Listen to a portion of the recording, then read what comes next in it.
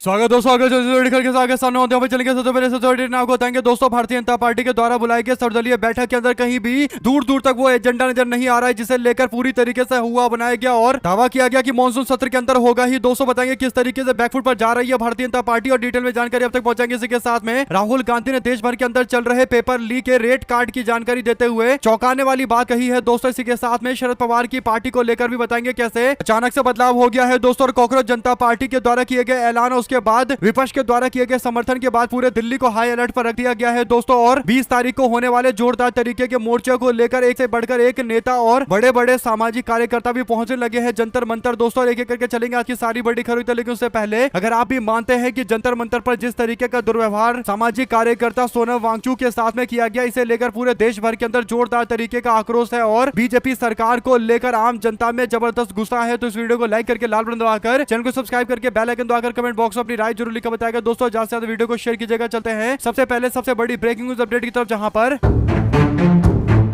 तृणमूल कांग्रेस से अलग होकर नेशनल सिटीजन ऑफ इंडिया यानी एनसीपीआई में शामिल होने वाले 20 सांसदों को बीते दिन मंजूरी दे दी गई दोस्तों। यानी नई पार्टी एनसीपीआई को मंजूरी दे दी गई। तृणमूल कांग्रेस की जगह एनसीपीआई नाम की एक नई पार्टी देश के अंदर बन गई है। उनके पास 19 से ज्यादा सांसद हो गए हैं दोस्तों। ऐसे में संसद को लेकर ये सारी बातें सामने आ रही है, लेकिन एक जो मुख्य बात है दोस्तों वो ये कि परिसीमन बिल को लेकर चर्चा चल रही थी कि बीजेपी की सरकार परिसीमन बिल को ला सकती है संसद के सत्र के दौरान दोस्तों। लेकिन बीजेपी सरकार के द्वारा संसद सत्र को लेकर जो एजेंडा जारी किया गया है दोस्तों, उसमें कहीं भी डिलिमिटेशन बिल यानी परिसीमन कानून को लेकर कहीं कोई जिक्र नहीं है दोस्तों। जबकि महिला आरक्षण की आड़ में ये लाने की कोशिश पिछली बार की गई, 17 अप्रैल को बीजेपी को मुंह की खानी पड़ी। उसके बाद अब बीजेपी वापस से इस बिल को लेकर आ सकती है, ऐसा दावा मीडिया में चल रहा था दोस्तों। लेकिन सरकारी एजेंडे से ये बिल गायब चल रहा है। इससे पता चल रहा है कि कहीं ना कहीं बीजेपी को भी डर लगने लगा है दोस्तों। भारतीय जनता पार्टी का भी गला सूखने लगा है। जो बीजेपी वाले खुलकर इस मामले पर एजेंडे के अंदर ये लिख नहीं रहे कि परिसीमन का कानून लेकर आएंगे, क्योंकि इनको पता है कि इस मामले को लेकर जोरदार तरीके का विरोध हो सकता है। 19 जुलाई को सुबह 11 बजे यानी आज 11 बजे संसद भवन के अंदर एनेक्सी के मुख्य समिति कक्ष के सामने ये बैठक बुलाई गई है दोस्तों। 20 जुलाई को यानी कल से मॉनसून का सत्र शुरू हो रहा है। बैठक के दौरान सरकार द्वारा राजनीतिक दलों से अपने विधायी एजेंडे के बारे में जानकारी देने की उम्मीद की जा रही है दोस्तों। ऐसे में चर्चाएं तो जारी है, लेकिन एक बात जो खुलकर सबके सामने आ चुकी है वो ये कि बीजेपी वाले एजेंडा खुलकर सबके सामने नहीं रख पा रहे। इसका मतलब डर पैदा हो चुका है और समझ में आ चुका है इस बात से बिल को गिराने के लिए पूरी तैयारी हो गई है। ऐसे में दोस्तों अगर आप भी मानते हैं कि ये साफ तौर पर संकेत है कि बीजेपी वाले तमाम मीडिया के अंदर रिपोर्टें छपा ले, हकीकत यह है कि इनमें हिम्मत नहीं है कि परिसीमन बिल को लेकर कुछ बोल पाए, क्योंकि अगर ऐसा बोलेंगे तो तुरंत विपक्ष पूरी तरीके से एकजुट हो जाएगा। क्योंकि इंडिया गठबंधन तो तैयार बैठा हुआ है कि 17 अप्रैल को वापस से रिपीट करना है। यानी पिछली बार 17 अप्रैल को शिकस्त दी थी, इस बार जब भी बिल लेकर आया जाएगा तब शिकस्त दे दी जाएगी। इस पर आप लोग क्या कुछ कहना चाहते हैं दोस्तों, अपनी राय जरूर लिखकर बताएगा और ज्यादा से ज्यादा वीडियो को शेयर कीजिएगा। चलते हैं एक और बिग न्यूज अपडेट की तरफ दोस्तों, जहां पर कांग्रेस पार्टी के नेता राहुल गांधी ने देश की जनता से रेट कार्ड के बारे में जिक्र करते हुए हड़कंप मचाया है दोस्तों। राहुल गांधी ने एक ऐसा दावा किया है जो अब चर्चा का विषय बन चुका है। जो बड़ी अपडेट है दोस्तों वो ये कि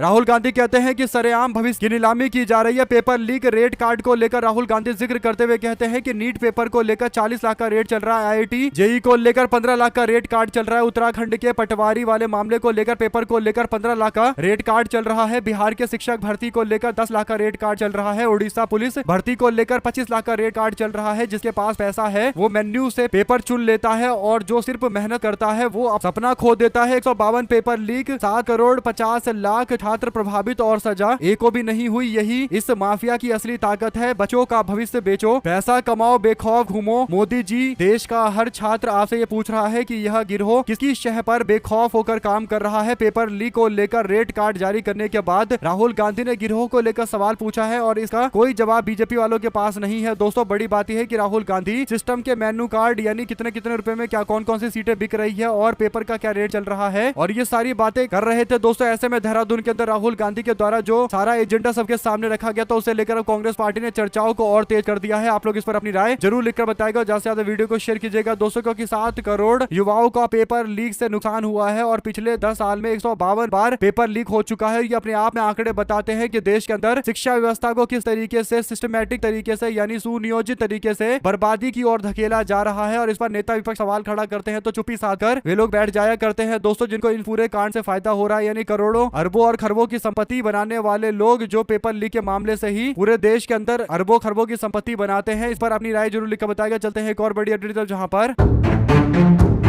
कांग्रेस जनता पार्टी के 20 जुलाई को प्रस्तावित चलो संसद मार्च और संसद के मानसून सत्र को देखते हुए दिल्ली पुलिस ने राजधानी में सुरक्षा व्यवस्था कड़ी कर दी। दोस्तों, पुलिस ने नई दिल्ली जिले के प्रमुख प्रवेश मार्गों पर हाई सिक्योरिटी जोन की स्थिति बना दी दोस्तों, और जगह जगह बैरिकेडिंग की गई। वाहनों के सघन जांच को लगातार किया जा रहा है। ऐसा इसलिए क्योंकि 20 जुलाई को कल संसद घेराव का कार्यक्रम होने जा रहा है, जिसे सीजेपी यानी कांग्रेस जनता पार्टी के द्वारा ऐलान किया गया था और सोनम वांगचुक ने इस बात का समर्थन किया था। दोस्तों, हालांकि सोनम वांगचुक को जिस तरीके से चोर दरवाजे से बीते दिन उठाकर ले जाया गया अस्पताल में, दोस्तों ये मामला आम जनता के बीच में गुस्से का एक बड़ा कारण बना और 20 जुलाई को लेकर काफी ज्यादा समर्थन भी धीरे धीरे करके बढ़ता जा रहा है। दोस्तों, ऐसे में सूत्रों का कहना है कि यदि आयोजक अनुमति के लिए आवेदन करते हैं तो संसद की सुरक्षा को देखते हुए मंजूरी मिलने की संभावना काफी कम है। पुलिस किसी भी अनाधिकृत मार्च को संसद की ओर बढ़ने की अनुमति नहीं देगी और प्रदर्शनकारियों को हाई सिक्योरिटी जोन तक पहुंचने से पहले ही रोकने की तैयारी की गई है। दिल्ली पुलिस ने नई दिल्ली जिले में प्रवेश को लेकर सभी वाहनों की जांच करनी शुरू कर दी है। सूत्रों के अनुसार जंतर मंतर, संसद मार्ग हो, सेंट्रल विस्टा हो या फिर शंकर चौक हो, कनॉट प्लेस हो या फिर अन्य संवेदनशील इलाके हो, सुरक्षा बलों की अतिरिक्त तैनाती कर दी गई है। किसी भी आपात स्थिति से निपटने के लिए रिजर्व पुलिस बल को भी तैयार रखा गया है। प्रमुख चौराहों पर अतिरिक्त पुलिस कर्मी तैनात कर दिए गए हैं, गश्त बढ़ाई गई है और सीसीटीवी कैमरों के जरिए लगातार निगरानी रखी जा रही है। यह सुरक्षा व्यवस्था ऐसे समय में बढ़ाई गई है जो करीब 20 दिनों से अनिश्चितकालीन भूख हड़ताल पर बैठे सोनम वांगचुक को स्वास्थ्य बिगड़ने के बाद दिल्ली हाईकोर्ट के आदेश पर शुक्रवार तड़के सफदरजंग अस्पताल ले जाया गया। दोस्तों, इसके बाद भारत तिवारी ने अनिश्चितकालीन भूख हड़ताल की शुरुआत करने का ऐलान करते हुए कहा कि 20 जुलाई को संसद मार्च तय कार्यक्रम के अनुसार ही निकाला जाएगा और दिल्ली पुलिस का कहना है कि ये सभी सुरक्षा इंतजाम एहतियातन किए जा रहे, यानी एहतियात के तौर पर किया जा रहा है ताकि संसद सत्र और प्रदर्शन के दौरान कानून व्यवस्था बनी रहे। ऐसे में दोस्तों, संसद मार्च को लेकर जो आह्वान किया गया है उसे लेकर कहीं ना कहीं प्रशासन तो पूरी तरीके से अलर्ट नजर आ रहा है, क्योंकि सबको पता है कि देश के अंदर सोनम वांगचुक को लेकर एक सॉफ्ट कॉर्नर है दोस्तों, और पूरा देश चाहता था कि सोनम वांगचुक का सम्मान किया जाए, लेकिन उनको जिस तरीके से हटाया गया, जबरदस्ती हटाया गया, ये साफ तौर पर आम जनता के बीच में गुस्से का एक बड़ा कारण बना है और संसद मार्च को लेकर हो सकता है कि भीड़ और ज्यादा बड़ी संख्या में देखने को मिले और पुलिस इस बात को लेकर अंदेशा जता ही रही है और इसीलिए जगह जगह पर बैरिकेडिंग लगा दी गई है। दोस्तों, आप लोग अपनी राय जरूर लिखकर बताएगा। चलते हैं एक और बड़ी अपडेट जहां पर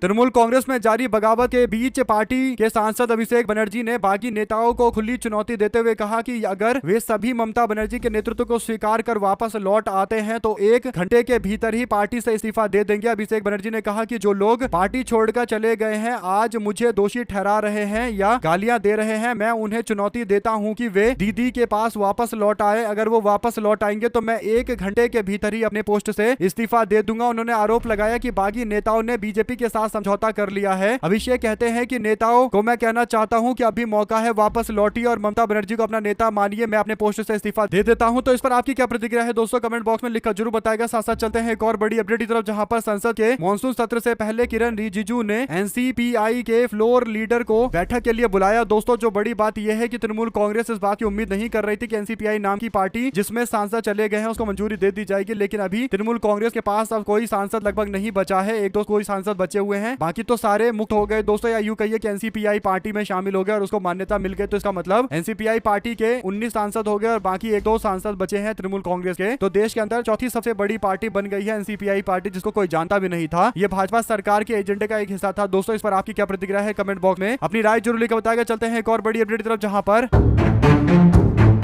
राजस्थान के अंदर भारतीय जनता पार्टी के श्रीगंगानगर के नेता के घर पर ईडी की छापेमारी हुई है दोस्तों, लेकिन बड़ी बात यह है कि बीजेपी के नेता के घर पर जो छापेमारी की गई है तो ये बीजेपी के नेता तो है ही है, लेकिन उससे पहले ये कांग्रेस पार्टी के टिकट पर चुनाव लड़े थे दोस्तों, इसीलिए इनके ऊपर कार्रवाई की गई है। और अभी ये क्योंकि बीजेपी में आकर बचने की कोशिश कर रहे थे, तो क्योंकि ये पुराने कांग्रेस नेता है तो तुरंत आएंगे तो इनको बचने का तो मौका मिलेगा नहीं, तो ईडी ने इनके घर पर छापेमारी की है। बीजेपी के नेता और शराब कारोबारी अशोक चांडा के श्रीगंगानगर और जयपुर स्थित कई ठिकानों पर एक साथ छापेमारी की गई। दोस्तों, सुबह करीब 5 बजे शुरू हुई इस कार्रवाई में ईडी की कई टीमें अलग अलग स्थानों पर पहुंची। घर, ऑफिस और ट्रस्ट तथा रिश्तेदारों के ठिकानों पर दस्तावेजों की जांच शुरू कर दी गई। दोस्तों, कार्रवाई देर तक जारी रही और अधिकारियों ने कारोबार से जुड़े रिकॉर्ड, वित्तीय दस्तावेज और अन्य अहम कागजात खंगाले। सूत्रों के अनुसार श्रीगंगानगर में ईडी की अलग अलग टीमें अशोक चांडक के प्रतिष्ठान शिवा वाइन और चंद्रकला चैरिटेबल ट्रस्ट के कार्यालय और उनके अन्य कारोबारी परिसरों के अंदर पहुंचे। दोस्तों, ऐसे में भारतीय जनता पार्टी से जुड़े नेता के ऊपर कार्रवाई की गई, लेकिन कार्रवाई क्यों की गई ये भी आप समझ गए। तो इस पर आपकी क्या प्रतिक्रिया है, लिखकर जरूर बताएगा। चलते हैं एक और बड़ी खबर की तरफ दोस्तों, जहां पर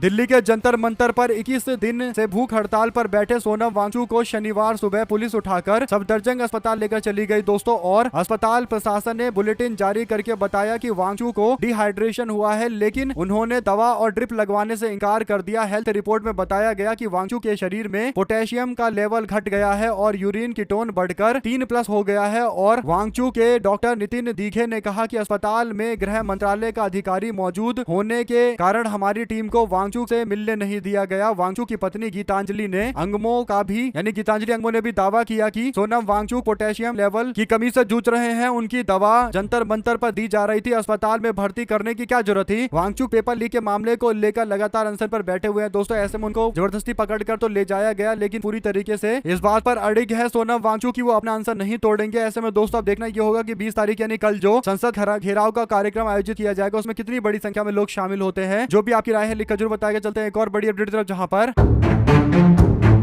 भारतीय जनता पार्टी के भीतर संगठनात्मक नियुक्ति को लेकर जोरदार तरीके का बवाल हो चुका है दोस्तों। ये बड़ी अपडेट उत्तर प्रदेश के आगरा से जुड़ी हुई है, जहां पर बीजेपी युवा मोर्चा के महामंत्री मनीष साहू ने पार्टी के राज्यसभा के सांसद नवीन जैन पर अपमानजनक व्यवहार और आपत्तिजनक टिप्पणी करने का आरोप लगाया दोस्तों। मनीष साहू का दावा है कि युवा मोर्चा के अध्यक्ष पद की जिम्मेदारी रखने पर सांसद ने उन्हें फटकार लगाते हुए औकात में रहकर पद मांगने की बात कही। मामले को लेकर वाल्मीकि समाज के लोगों ने भी प्रदर्शन किया दोस्तों और सांसद के खिलाफ नाराजगी जताई गई। हालांकि इन आरोपों पर सांसद नवीन जैन की ओर से अभी तक कोई आधिकारिक प्रतिक्रिया नहीं दी गई है। अध्यक्ष पद की जिम्मेदारी को लेकर पहुंचा था सांसद आवास यानी रकाबगंज क्षेत्र के निवासी मनीष साहू का कहना है कि वो पिछले 16 वर्षों से भारतीय जनता पार्टी से जुड़ा हुआ है, राष्ट्रीय स्वयंसेवक संघ के लिए भी काम करता आ रहा है। 10 जुलाई को युवा मोर्चा के एक नए गठन के सिलसिले में राज्यसभा के सांसद नवीन जैन के कमला नगर स्थित आवास पर अपनी दावेदारी रखने के लिए पहुंचे थे, लेकिन उनसे कहा गया कि औकात और हैसियत के हिसाब से पोस्ट मांगा करो। मनीष साहू का आरोप है कि उनकी बातें सुनकर काफी दुख हुआ और मनीष साहू ने आरोप लगाया कि बातचीत के दौरान उनके साथ अपमानजनक भाषा का प्रयोग किया गया। तो ये हाल है बीजेपी के सांसदों के, जो अपने एक कार्यकर्ता से सीधे मुंह बात तक नहीं कर सकते, और अगर कोई कार्यकर्ता पोस्ट के बारे में चर्चा करने के लिए जा रहे तो कह रहे हैं कि अपने औकात के हिसाब से पोस्ट मांगो, यानी औकात बता रहे हैं दोस्तों। भाजपा का एक सांसद बीजेपी के कार्यकर्ता को औकात बता रहा है, जिस पर समाज के लोग विरोध करने के लिए मैदान में कूदे। तो पता चल रहा है कि मामला काफी कितना बड़ा है दोस्तों। साथ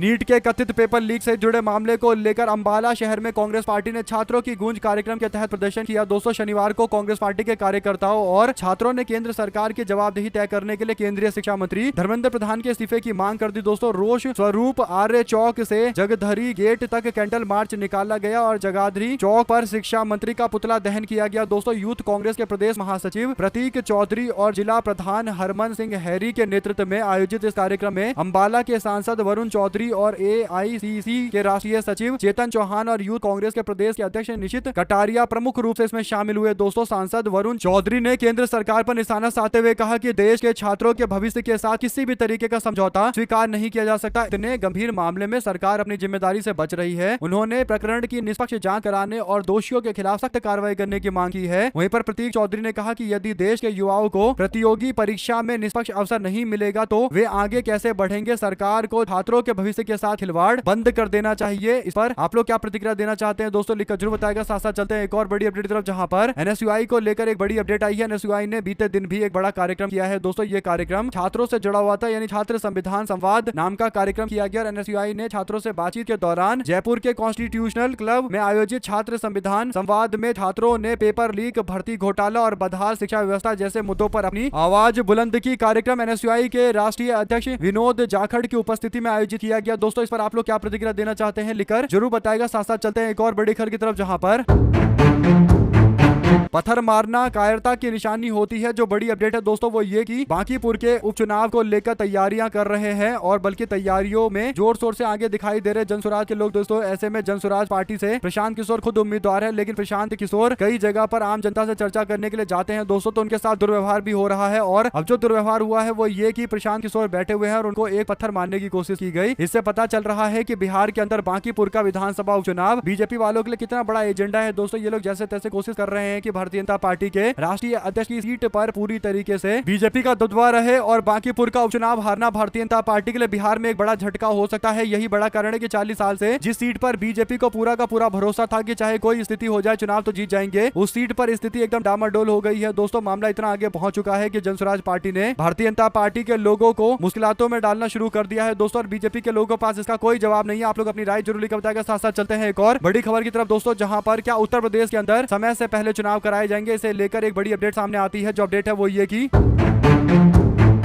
यूपी में विधानसभा चुनाव अपने निर्धारित समय पर होंगे और चुनाव आयोग ने इसके संकेत दे दिए हैं। दोस्तों आयोग का कहना है कि चुनाव संवैधानिक प्रक्रिया है जिसका अनुपालन करना होता है। यूपी सहित 5 राज्यों की विधानसभा का कार्यकाल अगले साल खत्म हो रहा है। उत्तर प्रदेश विधानसभा का कार्यकाल 22 मई तक है और जबकि उत्तराखंड, पंजाब, गोवा सहित अन्य राज्यों का कार्यकाल 28 मार्च के पहले खत्म हो रहा है। इन राज्यों के चुनाव अमूमन फरवरी और मार्च में होते हैं। दोस्तों यूपी में फरवरी महीने में जनगणना होगी। आपको बता दें कि इस बार चुनाव को लेकर संशय इसलिए है क्योंकि यूपी सहित सभी राज्यों में 1 फरवरी से 28 फरवरी 2027 तक जनगणना का कार्यक्रम तय है। ऐसे में चुनाव के पहले होने या आगे बढ़ने के कयास लगाए जा रहे हैं। चुनाव आयोग का कहना है कि चुनाव एक संवैधानिक प्रक्रिया है और जनगणना एक कानूनी प्रक्रिया है। यूपी के अंदर विधानसभा का कार्यकाल खत्म होने से पहले चुनाव करवा लिया जाएगा। कहने का मतलब चुनाव टाइम से पहले कराया जाएगा, इसकी कोई गारंटी नहीं है टाइम के बाद या फिर यूं कहिए कि टाइम के पास ही करवाया जाएगा। पहले कहा जाता है कि नवंबर अक्टूबर में करा लिया जाएगा, लेकिन ऐसा बिल्कुल नहीं है दोस्तों। इसी के साथ में चलते हैं एक और बड़ी अपडेट तरफ, जहां पर जंतर मंतर पर शनिवार को कॉकरोच जनता पार्टी के संस्थापक अभिजीत दीपके ने अनिश्चितकालीन अनशन की घोषणा कर दी। दोस्तों इस दौरान एक महिला ने उनके ऊपर नीली स्याही फेंक दी और दीपके इसे विचलित नहीं हुए। उन्होंने कहा कि नीला कलर तो मेरा है, यानी नीला मेरा रंग है। जय भीम, यानी बाबा साहब भीमराव अंबेडकर को भी नीला कलर पसंद था, इसीलिए मुझे ही पसंद है और ये तो मेरा कलर है, इसीलिए मुझे इस बात का कोई दुख नहीं है। अभिजीत दीपके पर फेंका गया नीला रंग दोस्तों, तो ऐसे में हर तरीके के एजेंडे अपनाए जा रहे हैं। अब कोशिश किया जा रहा है कि पूरा मनोबल तोड़ दिया जाए, ऐसे तोड़ दिया जाए कि फिर कॉकरोच जनता पार्टी का ये जो आंदोलन है ये अपने आप स्वतः खत्म हो जाए। लेकिन सोनम वांगचुक इस पूरे मामले पर जब जुड़े दोस्तों तो जोरदार तरीके का समर्थन को मिला, लेकिन बीजेपी वाले सोनम वांगचुक को अलग करके अगर प्रदर्शन को शांत करवा देते हैं तो ये अपने आप में इस बात के संकेत है कि भारतीय जनता पार्टी पूरी तरीके से सुनियोजित तरीके से इस आंदोलन के खिलाफ खड़ी थी दोस्तों। इसीलिए अभिजीत दीपके को गिरफ्तार तक नहीं किया जा रहा था, लेकिन सोनम वांगचुक को यहाँ से आकर उठाकर लेकर चले गए, क्योंकि पता है कि सोनम वांगचुक के प्रति आम जनता के अंदर एक सिंपैथी है। दोस्तों आप लोग इस पर क्या राय देना चाहते हैं लिखकर जरूर बताएगा। चलते हैं एक और बड़ी अपडेट तरफ, जहां पर सुप्रिया श्रीनेट कहती है कि भारत को अपनी परीक्षा व्यवस्था नए सिरे से गढ़नी चाहिए। 21वीं सदी की परीक्षा व्यवस्था फ्लेक्सिबल एग्जाम डेट के साथ स्टूडेंट सेंट्रिक सिस्टम हो, सिक्योर क्वेश्चन बैंक होना चाहिए और रैंडम क्वेश्चन पेपर्स होने चाहिए। स्वतंत्र और जवाबदेह संस्थान, शिक्षा में राजनीति ना हो, आरएसएस के वाइस चांसलर नहीं चाहिए, प्राइवेटाइजेशन खत्म हो और दोषियों को सजा दी जाए, छात्रों की सुरक्षा, तुरंत री एग्जाम हो और स्टूडेंट को उचित मुआवजा भी मिले। तो ये सारी मांग की गई है और ये मांग एकदम जेन्युइन भी है दोस्तों, लेकिन इस पर अभी तक बीजेपी वाले चर्चा तक नहीं कर रहे। और खासकर जो राहुल गांधी का छात्रों की गूंज कार्यक्रम था उससे पहले तो बिल्कुल भी ध्यान देने को तैयार नहीं थे, लेकिन धीरे करके इस मामले पर कहीं ना कहीं दोस्तों बीजेपी वालों को उनको पता चल रहा होगा कि आम जनता ये सारी मांग कर रही है जो उनकी सबसे मूलभूत मांग है, इस पर विचार करना है और बीजेपी को कहीं ना कहीं दिखाने के लिए ही सही कई बार इन मामलों पर टिप्पणी करनी पड़ती है दोस्तों। लेकिन कांग्रेस पार्टी ने छात्रों की गूंज कार्यक्रम के माध्यम से बीजेपी पर दबाव को और तेज कर रखा है। आप लोग अपनी राय जरूर लिखिएगा। साथ साथ 103 वर्ष की सेवा, संघर्ष, समर्पण, अनुशासन की विरासत को नई ऊर्जा देने का टाइम आ चुका है। कांग्रेस पार्टी के नेता बीवी श्रीनिवास, जिनको अभी हाल फिलहाल के अंदर ही कांग्रेस पार्टी के सेवा दल का अध्यक्ष बनाया गया है दोस्तों, तो सेवा दल की जिम्मेदारी संभाल रहे श्रीनिवास बीवी का काम है कि वो संगठन को मजबूत करे। और कांग्रेस पार्टी सेवा दल के चीफ ऑर्गेनाइजर श्रीनिवास बीवी ने कहा कि वो 23 जुलाई को नई दिल्ली के ताल कटोरा स्टेडियम के अंदर आयोजित अखिल भारतीय कांग्रेस सेवा दल राष्ट्रीय अधिवेशन में कांग्रेस परिवार के सभी साथियों से सहभागिता का आग्रह करेगी। जय हिंद, जय कांग्रेस, जय सेवा दल। अब ये बात एकदम क्लियर है दोस्तों, आप लोग इस पर अपनी राय जरूर दीजिएगा और ज्यादा से ज्यादा वीडियो को शेयर कीजिएगा। चलते हैं एक और बड़ी खबर की तरफ, जहां पर देश की पहली हाइड्रोजन ट्रेन शुरू हो गई है। उद्घाटन कार्यक्रम हरियाणा के जिंद में रखा गया। प्रधानमंत्री मोदी ने हरी झंडी दिखाई। दिल्ली मीडिया को रोहतक में एक दिन पहले ही बुला लिया गया था सरकारी खर्च पर। होटल में 60 से ज्यादा कमरे पत्रकारों के लिए बुक किए गए थे। रेलवे ने पत्रकारों का जो व्हाट्सएप ग्रुप बनाया था उसमें गॉसिप पढ़ने लायक है। कोई कह रहा है कि रूम में 7 बार लाइट जा चुकी है, कोई एसी नहीं चलने की शिकायत कर रहा है। कोई कह रहा है कि हम प्रधानमंत्री का कार्यक्रम पहली दफा कवर नहीं कर रहे हैं, आपका मैनेजमेंट ही खराब है। कुछ पत्रकारों को इस बात की शिकायत है कि रेलवे के उद्घाटन के एक दिन पहले ही सोशल मीडिया इन्फ्लुएंसरों को बुलाकर हाइड्रोजन ट्रेन को कवर करवा लिया गया, जबकि पत्रकारों को अगले दिन बुलाया गया है। तो ये सारी बातें खुलकर सामने आ रही है दोस्तों। पता चल रहा है कि कैसे ये पूरा एजेंडा सेट करते हैं और धीरे करके ये एजेंडा सेट करने का तरीका अपने आप में दुनिया के सामने एक्सपोज हो जा रहा है। वहीं पर राहुल गांधी के देहरादून कार्यक्रम के बाद जोश में है कांग्रेस पार्टी और बीजेपी सरकार को आड़े हाथ ले रही है। कुमारी सैलजा ने प्रेस कॉन्फ्रेंस करते हुए राहुल गांधी के द्वारा उठाए गए मुद्दे यानी छात्रों की गूंज कार्यक्रम के द्वारा पेपर लीक के मुद्दे को उठाए जाने को लेकर जिक्र करते हुए उन्होंने कहा कि हमारे लिए ये बहुत बड़ा मुद्दा है। उन्होंने कहा कि छात्र हो या फिर आम जनता हो, सबकी परेशानियां देश के सामने है और राहुल गांधी ने इस मामले को जोर शोर से उठाकर मैसेज एकदम क्लियर भेजा है कि छात्रों की परेशानियों के साथ वो मजबूती के साथ खड़े हैं, यानी परेशानी दूर करने के लिए, उनकी मांगों को उठाने के लिए, उनकी चिंताएं करने के लिए मजबूती के साथ खड़े हैं। दोस्तों ऐसे में आप लोग इस पर क्या राय देना चाहते हैं लिखकर जरूर बताएगा। साथ साथ चलते हैं एक और बड़ी अपडेट की तरफ, जहां पर क्या दिल्ली पुलिस द्वारा सोनम वांगचुक को जंतर मंतर से हटाए जाने के बाद आंदोलन खत्म हो गया है? इसका जवाब है बिल्कुल नहीं दोस्तों। और देर रात जंतर मंतर पर जोरदार तरीके का नारेबाजी देखने को मिला दोस्तों और अभिजीत दीप को भी जमकर समर्थन मिल रहा है। तो आप लोग की जो भी राय है लिखकर जरूर ताकि वीडियो को शेयर कीजिए। बहुत धन्यवाद। जय हिंद जवाहर।